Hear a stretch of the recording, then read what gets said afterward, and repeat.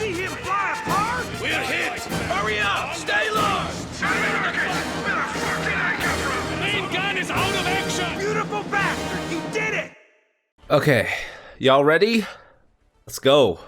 Welcome, ladies and gentlemen, boys and girls of all ages, to a Company Hero cast hosted by yours truly, Spider-Man. And we're here to kind of recast this game. I casted this game with Fuzzy Chan on his Twitch channel before, and I recorded a 3-hour session with him. However, during my recording, OBS decided that it was going to create a 552 gigabyte file size. So I surely couldn't have used that in Sony Vegas to edit my videos, and I had to find a way to delete 552 gigabytes of a single file size. Fortunately, I figured out a way, and if you're curious on how I actually got rid of it, leave a comment down below. But here we go. This is part of the amateur summon tournament that me and Fuzzy are hosting right now. You can catch him on twitch.tv/FuzzyMonk. I'm going to be uploading some of the best games on YouTube. And you know what? This series, Herpy versus Luciano. This is a good series. Let me explain why. So Herpy is not really a top tier GCX player, and Luciano is a ex kind of pro player. He's played in a lot of tournaments, but he's been kind of rusty. He hasn't been playing a lot in the game, and even yours truly almost beat him in a game. So we decided to let him into the tournament because of that, and he's going to show us his prowess in these best of 3. So I'm going to name this cast, right? I'm going to name this cast How to Abuse SVT Cons. A little spoiler alert. Herpy went airborne, and Luciano went the defensive doctrine. Both very meta commanders right now, both very good, I think, in the competitive scene. Luciano was a perfect MG placement to cover both this sandbag conscripts and the conscript flanking his Ostrip, and so he does get the drive off on that one. Herpy having the engagement up here versus the Pioneers, conscript will eventually win that, but it wouldn't be a very fast fight. And we have Ostrupen literally covering the map in their bodies right now.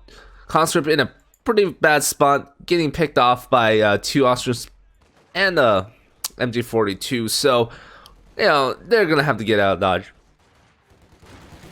So what I mean by abusing SVTs is I will show you the actual build order a little bit later.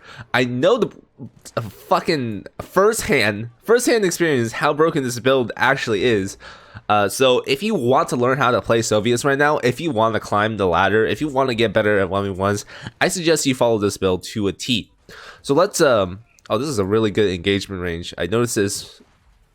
If you put the conscripts, like, it doesn't matter the Pioneers are in green cover, right? Like, if you charge up to the green cover there, the conscript will lose because they both have to move, and the Pioneers MP40s are better at that range. But if you just keep it slightly out of that MP40 range, the close range, you actually do a lot of damage to the Pioneers while only losing, like, yeah, 1 model.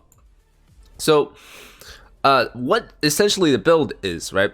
It's a typical 4 conscript start. You have the flamer on the engineer, of course, but what you want most of all is you want to secure a lot of munitions.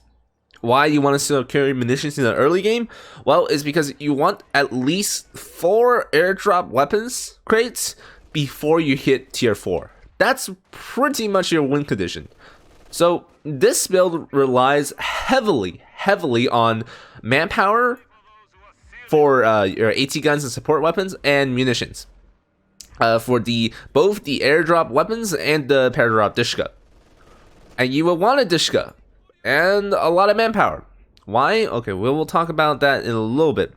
But how to play the early game with this build? You basically just play the same Soviet early game. You know, use conscripts to kind of either plan out to cap the map, or you kind of bunch up a little bit and try to take the cutoffs of the austere player, and he's doing it to pretty good effect. Unfortunately, he's not going to cut off with this point right here because the VP is connecting it to this cutoff. So do keep in mind that when you're playing this map.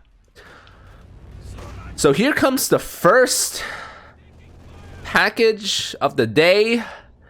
Your FedEx, your Postmates, your food delivery service is here from the air. It's gonna be the SVT drop.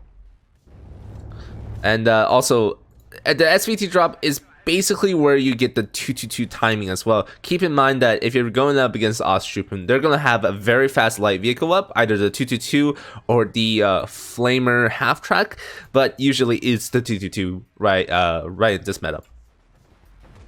And you do want to note that this is where you should be trying to conserve the manpower to get that AT gun out as well.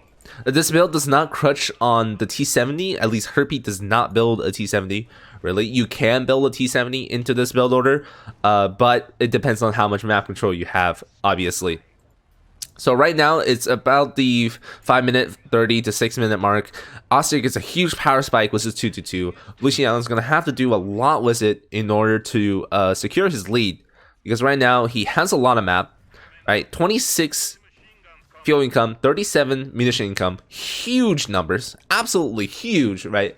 Luciano stocks is going up through the fucking roof. He's taking map. He's cutting his opponents off, right? Herpy doesn't have any income except manpower, and that's where he really needs it, because he's going to be able to get that Ziskin up in about 7 minutes. So this 222 is going to have about 2 minutes of free reign if you want to really count that. Doesn't do a whole lot though, only has 3 kills right now. And you're going to have to keep in mind that more airborne drops are going to be coming soon. The power of the SVTs will surely show themselves. And it's actually really fucking hard to counter the SVT conscripts using Osttroopen. I really suggest you go some other sort of build versus SVT cons. Well, here's the thing, right? Like, if you go Osttroopen, then the counter is to go SVT cons. You don't counter SVT cons by going Osttroopen. You counter SVT cons by going 5-man grunts, right? That's like a little cat and mouse game you have to play. Like, if your opponent goes Osttroopen, you can pretty much bully them with SVT cons. Never go to airborne guards because they're just gonna fucking bleed in the mid game. In fact, I think a lot of times, I think the airborne guards, you're better off dropping another Dishka than getting the airborne guards most of the time. Like, if it'll flow you a little bit more in manpower, you think, and you're like, you don't exactly know what to do with your resources, just drop another Dishka. Like, another Dishka is always going to be a little bit better than airborne guards right now, because of how good the Dishka actually is.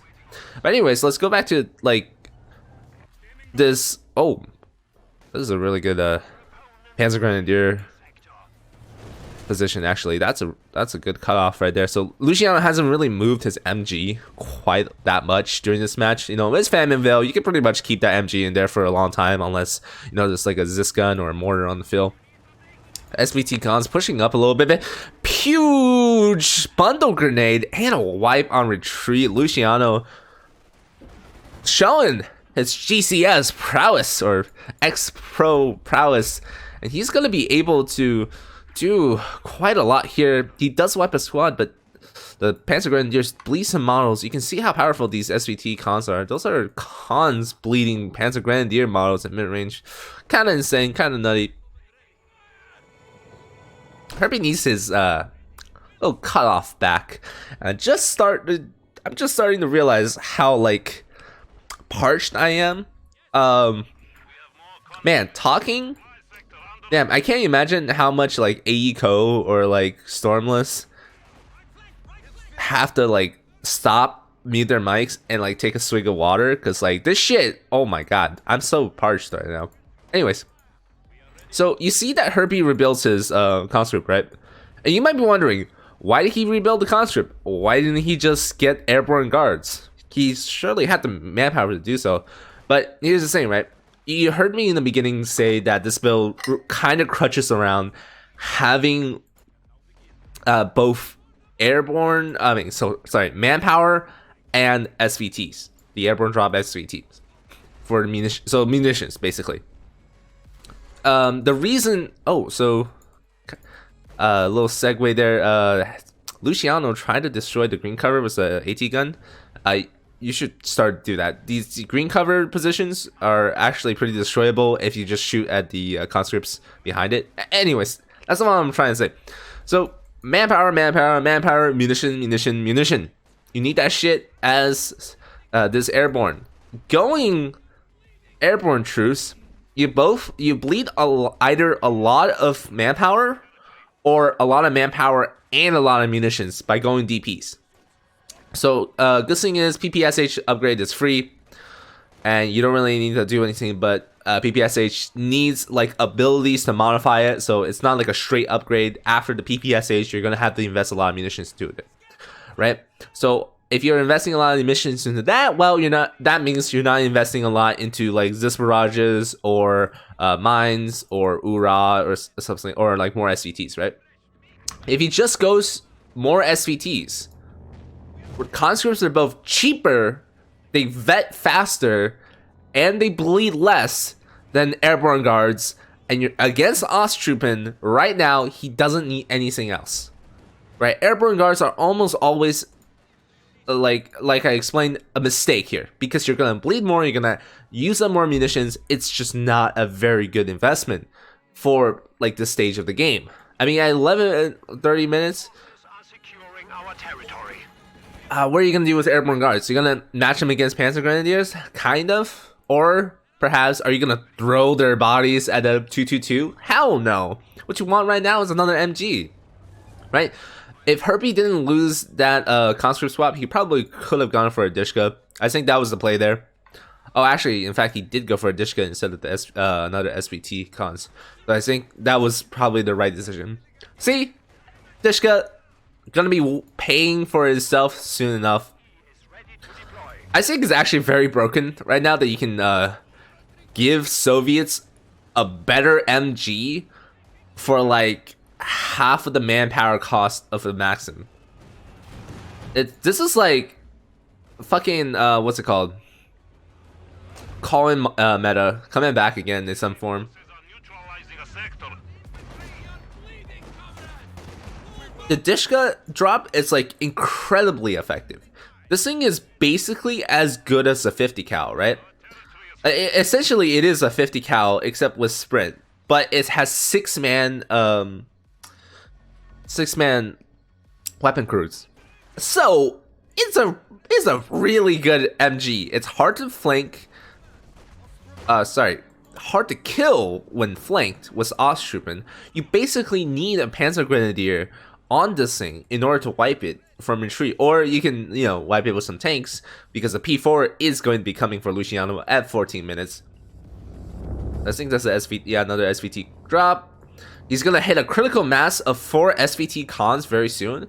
He already has a critical mass of AT guns, and this shit, 2 AT guns versus Austria medium on this map, it's pretty good. You can pretty much ward off any mediums with like these numbers. So what are you supposed to do against this? Well, I'm not exactly sure. I think the idea is, in order to counter this, you can probably go a doctrine with Panzer Grenadier G43s, and that I think it will work out for you in the long run, because you can both stun nade. Actually, no, not stun nade. Sorry, you can both stay behind the green cover and play it a little bit safely, because if SVTs are staying at range, you can pretty much win the fight with the G43 upgrade. Or again, you go 5-man Grens, because 5-man Grens are so good right now. It is so important for you to get 5-man Grens against SVTs, because the infantry doctrine both gives you a 70 munition ability to upgrade your stats while advancing on these SVT cons, while taking large engagements versus them, as well as giving the 5-man upgrade, which is again a huge upgrade. I think I'm gonna make a video about it. I don't know. I always say I'm gonna make a video about it, and I never make a video about it because I'm too busy playing Fallout 4 or like some other game.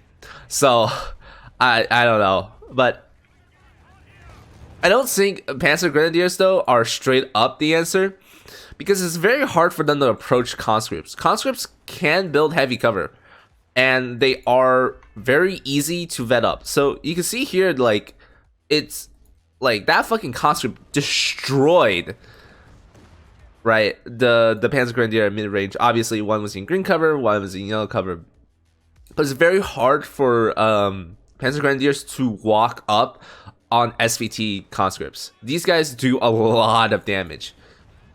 Oh, that was a really good hit from the Panzer IV. So the Panzer IV is basically your only option to stem the tide of these things, but you're still gonna need something to counter all of these AT guns on the field, right? You feel me? I think you feel me. So Austrian response here is going to be a Panzer IV, obviously. And Luciano is going to go into a very heavy tier 3 build, I think, after he builds the Panzer Corps. The thing he wanted out of the Panzer Corps, so the reason why he used 35 fuel to tech the tier 4 is for all-out war. That's literally what he wanted from this game, right? That's the only thing he wanted from this game, and I think he was right to get it. Oh, also, this is gonna be really sad. Just watch this for a sec. Yeah, okay. So this is one SVT con. This is one guy, right? This is one guy versus 4 Osttruppen, and the 4 Osttruppen basically loses. Yeah. Look at that SVT model just sniping dudes. Kind of insane. Anyways, what was I talking about before? Right. So you see the Austria getting some vehicles. Well, what do? Right? In this build. Like, what is the play here? Well, to counter literally any vehicle, all you have to do is spam T-34s until they get like a Tiger, which, and then you know, if they get anything larger than a P4, they're pretty much fucked, because Ram plus Shnumovik plus 2 AT guns is more than enough to trade 1 or 2 of your T-34s for an Axis armor counterpart. And you're always trading up with the T-34s. This is what I hate about the strat. The Shnumovik rocket run makes your late game incredibly effective, because you're already gonna have munition control, right? Like this, at this point in the stage, what are you spending munitions on? Nothing. You've already gotten all of your SVTs. I talked about getting your SVTs before tier 4. So you have all of these SVTs. Great, fantastic. You've already you're not spending too much munition sinks into the Dishka unless you're like spamming sprint or whatever. Your Zis guns are gonna be barraging sometimes, sure, but with a munition point, you should be able to, like, you know, be comfortably sitting at about 125 munitions, which is exactly what you need for the Shnumovik attack run. Which means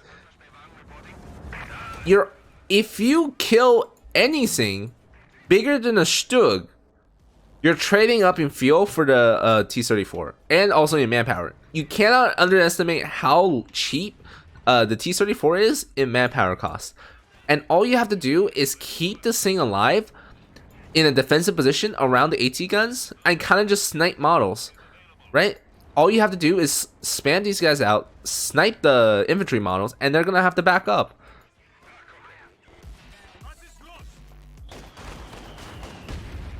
And since Luciano went tier 4, he's gonna have less tanks on the field.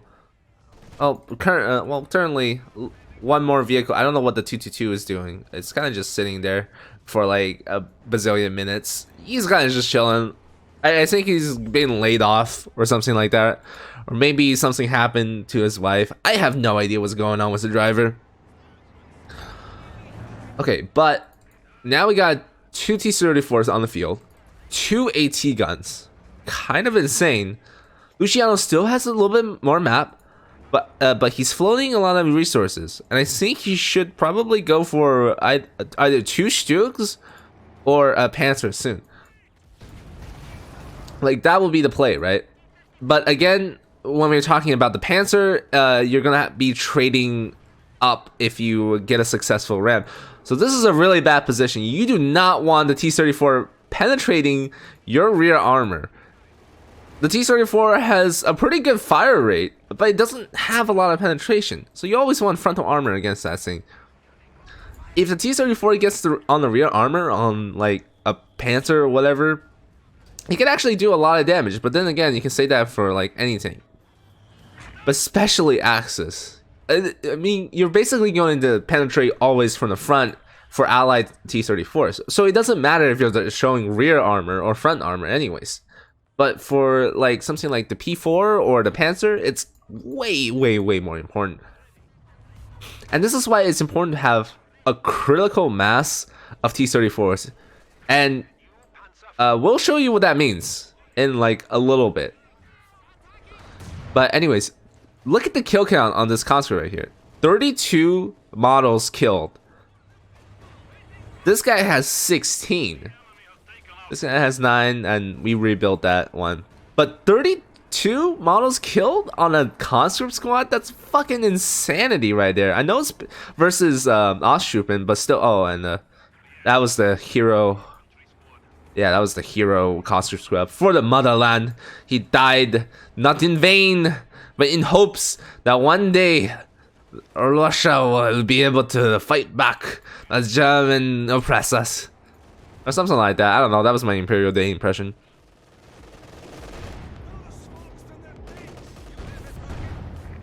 So it's like, what is the response here, right?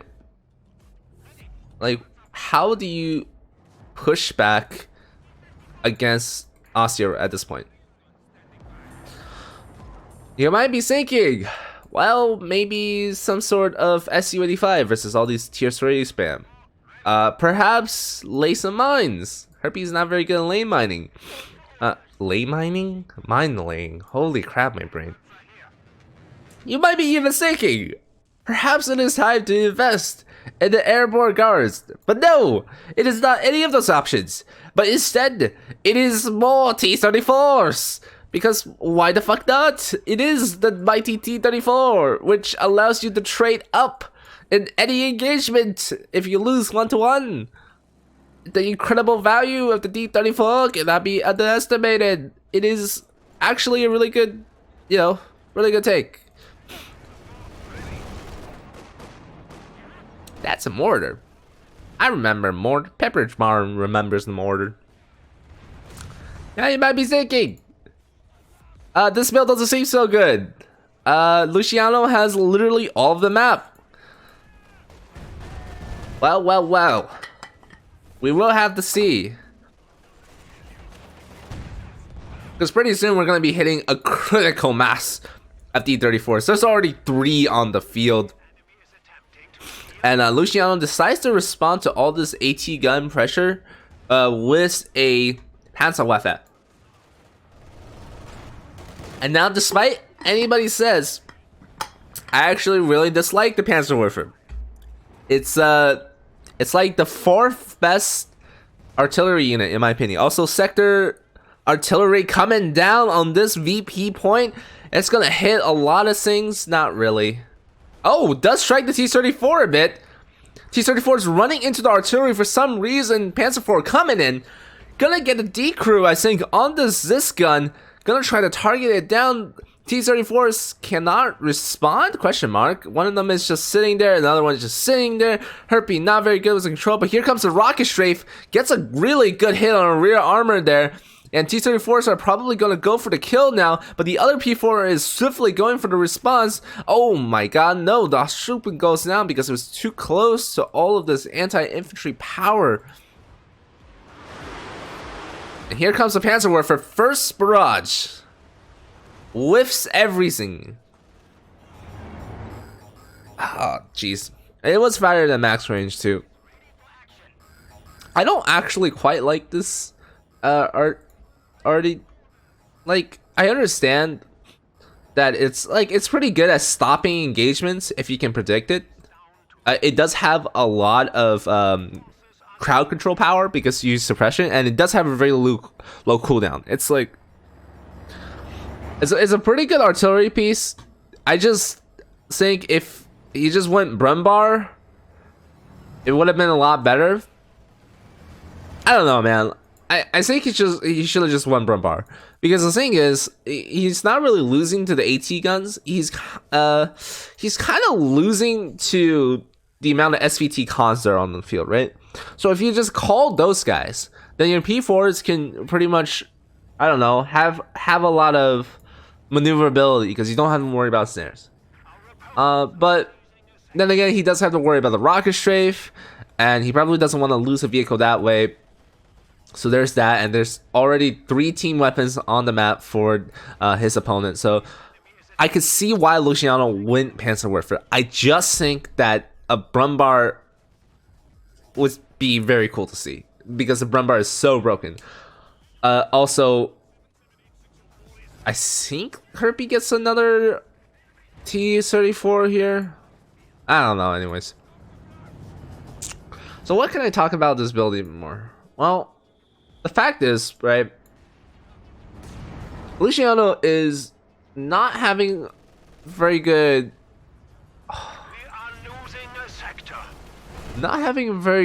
armor selection right now. With the critical mass of T-34s, I think it's just important to try to trade some of your armor units now, because like you're not really gonna be able to win the war of attrition using SVT cons and T-34s if you don't go for some kind of risky plays.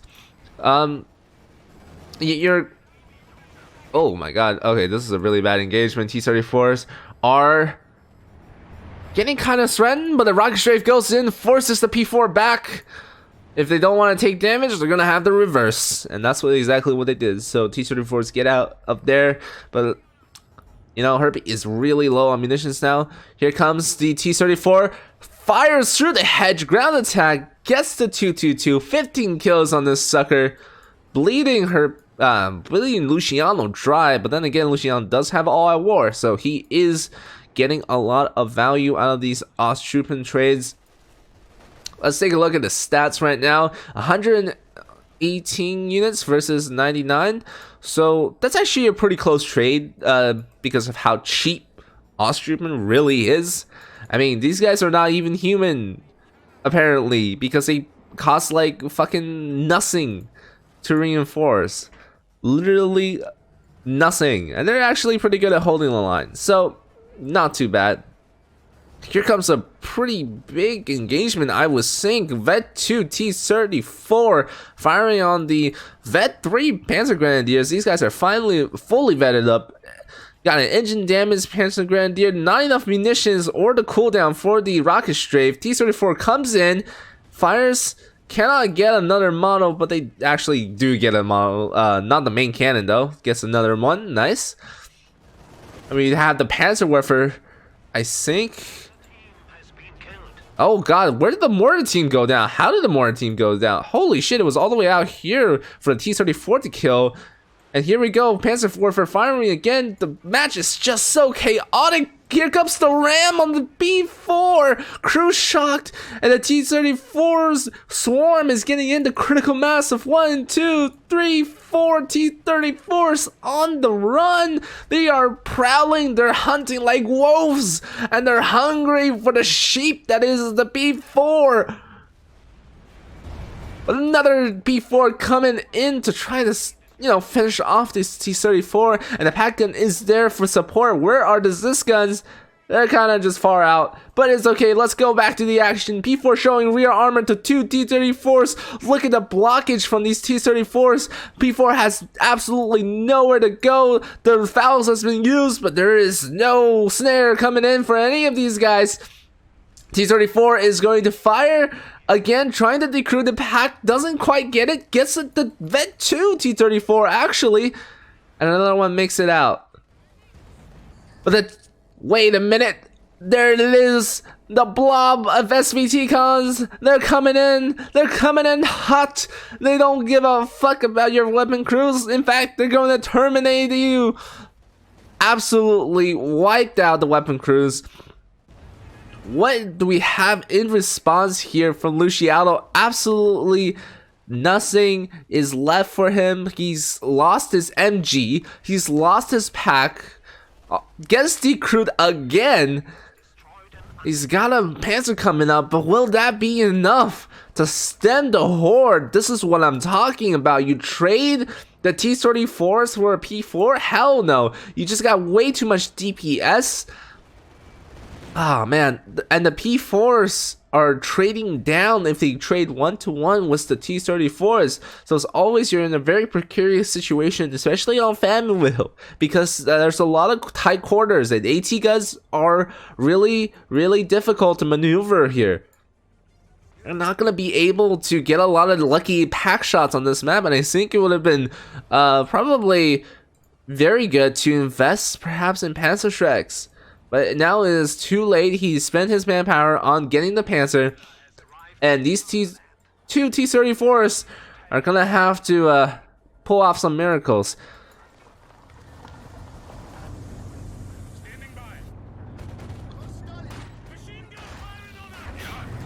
Panzer on the field. He's ready. He's hungry to avenge his brothers. Get some T-34 kills.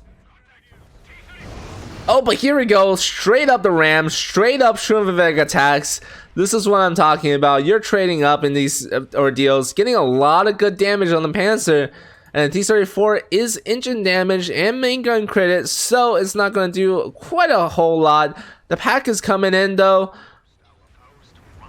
T-34 dies. Herpy low on VP points actually. He's been not having a lot of map, but he's doing a lot of good trades. T-34 going in, gets a good damage. Alright, Panzer just needs one more shot. Oh my god, it's so low. T-34 misses, but is he gonna be able to get the final shot? He goes in for the red main gun crit. Oh, the Panzer, the Ziskas are coming in.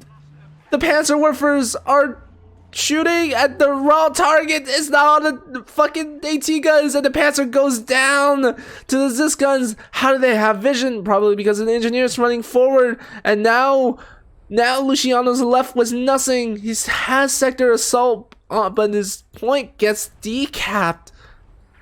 Luciano has nothing on the map. He's down to 3 Osttroop, the Panzerwerfer, and the Panzer Grenadier. And you know what? He also has a dream of winning this game with 337 VPs still left on the mat. How is he going to be able to come back from this? Let's find out on the next episode of Dragon Ball Z.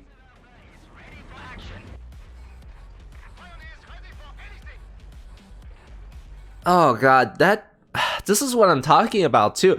The fact that you can just trade T-34s for Panzers like that, that's kind of disgusting, right? Like, even if you destroy 2 T-34s for the price of your Panzer, that's still trading up. He's still trading up in terms of fuel.